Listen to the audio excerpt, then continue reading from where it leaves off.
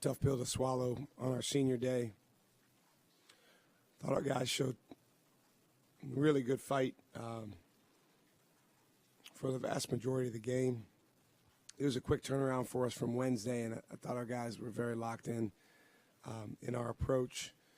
You know, when we got that lead in the first half, 8-point lead, I think that was a big key stretch in the game because, you know, St. John's was able to come right back and go on, I believe, an 8-0 run to tie it up. And, you know, when you have that type of momentum, you have to keep it going. Then obviously down the stretch, it was back and forth, a ton of lead changes.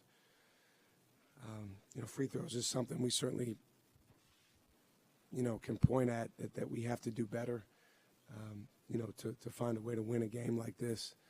But, you know, credit to St. John's. They stayed tough, even to the last play, you know, knocking the ball away from us to create a 2-on-1 and the basket by Ejiofor. I think that's the second time he's done that. He made a similar shot at Providence to win a game. Yeah, from your vantage point, how did you see that play develop on Ejiofor's shot? Well, we were able to make them miss. You know, they were holding for the last shot. We were able to make them miss. We were trying to get a timeout, but they knocked the ball away from Chase. Richmond made a good play, knocked it away from Chase. I believe he knocked it to Simeon Wilcher. Wilcher made a good pass. It was a 2-on-1 with Ben, and obviously it was clearly good. Just with these two close losses in the regular season, how do you get the team to turn the page heading into the postseason? You don't have a choice. I mean,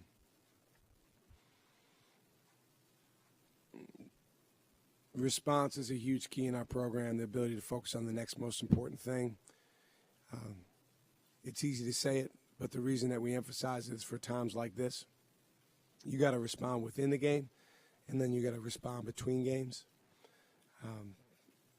And, you know, I think in our last 4 games, our guys have done a lot of things well process-wise. Obviously, the last 2, we came up short, you know, and there's reasons behind that. We have to rebound the ball better.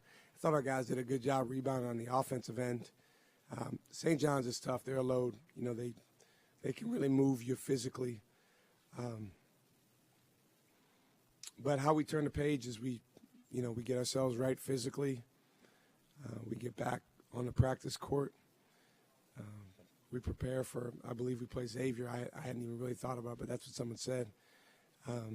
So we prepare for that game on Thursday.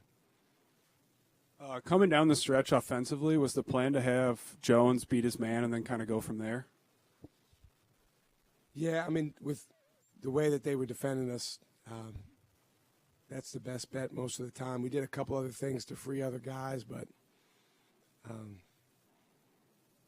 you know, that's that last basket that Cam got to tie the game. That's what we were trying to do.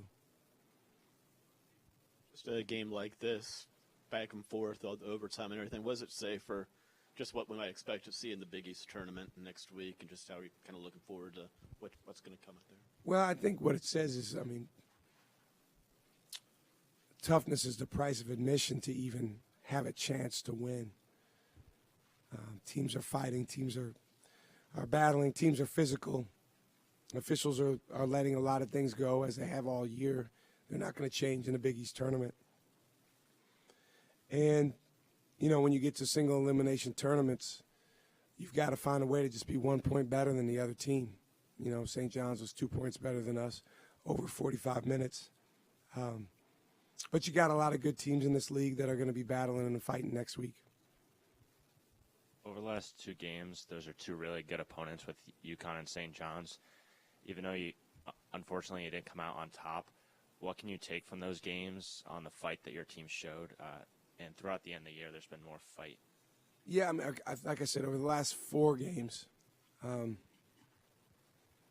think our guys turned the page a little bit in terms of the spiritual battle that we talk a lot about internally. You know, you have to have a presence about you. You have to have a willingness to understand that every play matters, but then also an acceptance of the fact that basketball is a game of mistakes, and some of the plays are not going to go your way, and even the best players are going to make mistakes. That can't take you out of the moment. thought we did a great job with that the last 3 games before today. I thought we did a very good job of that at times today. There was other moments where, maybe he was wanting to win so bad or whatever it was. It took us away from being present to go execute our process, and St. John's deserves a lot of credit. Shaka back here, you called this group of seniors the guardians of the program. Kind of anything said specifically to them just about playing the last game here at Fiserv and just coming up short here in this opportunity and kind of what they've meant to the program over the last 4 years? Yeah, there's been a lot said to them. Don't really have time to get into all of it right now, but grateful for who those guys are, and they still have an opportunity to leave a heck of a legacy here at Marquette in addition to what they've already done. We have the opportunity to play next week and beyond, and these guys they've been terrific with the way that they've impacted people here, the relationships they've built. And, now's the most important time, postseason of your senior year. Playing against St. John's, they're going to pound the offensive boards. So what do you think your team could have done better in that aspect? Wrestle. It's a fine line because, it's just so incredibly physical. There's certainly some bulldozing going on. Ben got called for a couple fouls, I think, where he was like face guarding on the blockout, which you can't do. That's illegal. But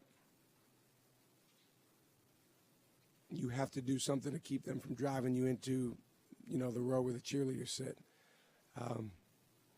I thought there was some in the second half where we really fought. Thought our guys did a good job going to get offensive rebounds on our end. Obviously, a big difference was they scored more points off of them. And they're a load. They do that to a lot of people.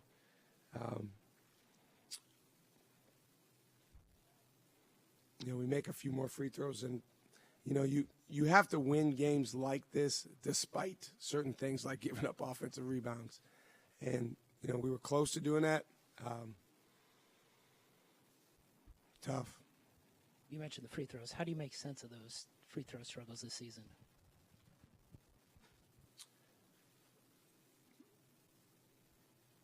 I think that it's getting to a point of acceptance that I'm shooting a shot that's an important shot, but it's not going to create a nuclear war in the world.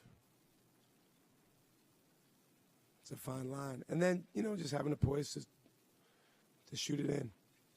Jop did a good job of that. He had 2 late. And Cam Jones is a guy who, we've asked him to do so much. It's almost kind of unreasonable how much we ask him to do. Coach, you obviously just talked about how much you guys have been asking of Cam and your starters lately. You've only gotten 8 points from your bench in the last 2 games. How would you just kind of assess where they're at and how they've been performing as of late? Well, those guys, I think, had 36 points in back-to-back games coming off the bench. Damaris was sick for the last 2 days. He didn't practice at all, which is why he didn't go in the game. In games like this, you have to make a decision. Do you want to play those guys more? Do you want to ride with the older guys? It's just such a physical toughness game. I decided to err on the side of our starters and our experienced guys. You can always look back at certain plays and say, hey, wish we would have had this guy in or that guy in. But I think our bench overall this season is making real progress. I think those guys are all at different times demonstrating that they can play in these games. And then there's other games where it's a lot for a young guy. Thank you.